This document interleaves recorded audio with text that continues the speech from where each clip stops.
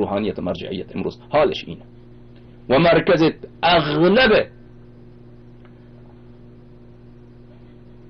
گمراهی ها و جهالت های شیعه و بیدینی شیعه علمای شیعه شدند، مراجع شیعه شدند. من تنها از طلاب و اینا و طلاب که غرب زده از اونا گلایه ندارم، از اونا گلایه ای نیست. علمای شیعه، علمای سنتی که خودشان را سنتی میدارن در این مسئله خیلی مسئولیت دارن، خیلی زیاد مسئولیت دارن.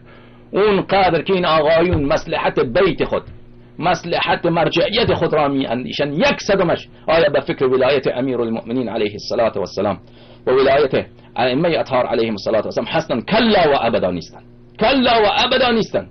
همه فکر و ذکر اینها مرجعیت خودشان، مصلحت بیت خودشان، که این چطور مقلدین بیشتر بشه، چطور وکلای ما بیشتر بشه، چطور خمس از